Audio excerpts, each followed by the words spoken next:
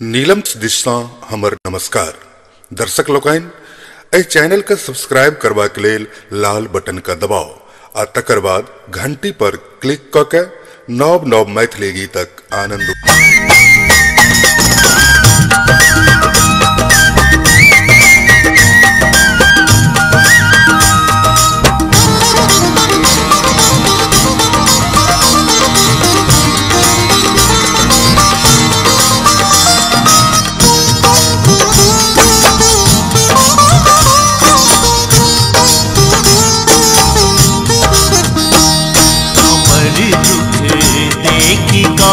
माता कियक मुँह फेरी बैसल छी।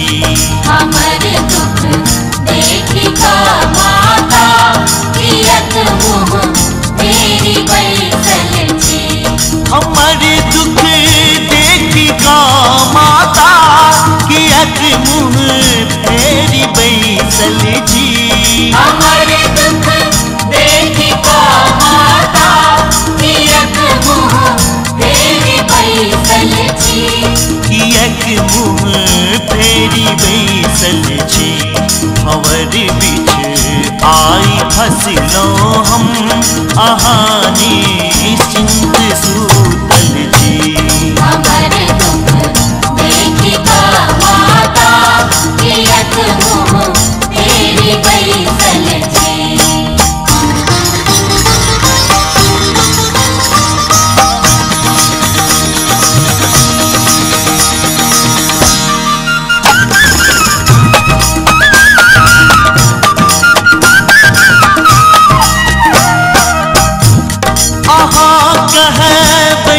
कल्याणी जगत माता अंबानी। बैठी कल्याणी जगत माता अंबानी।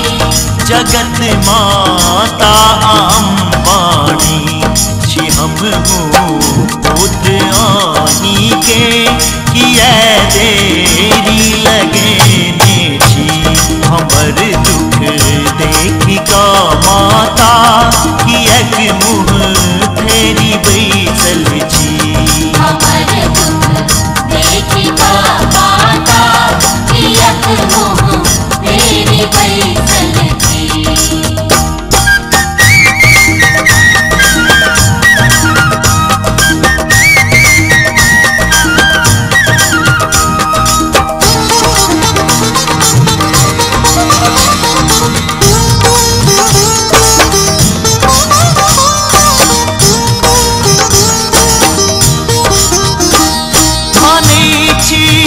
हम अधम पापी दुराचारी अज्ञानी। ओ मने छी हम अधम पापी दुराचारी अज्ञानी। दुराचारी अज्ञानी अधमों के तारे जी सह बुझी बात ताके छी। हमर दुख देखि का माता कियक मुँह फेरी बैसल छी। हमर दुख देखि का माता कियक मुँह फेरी बैसल छी।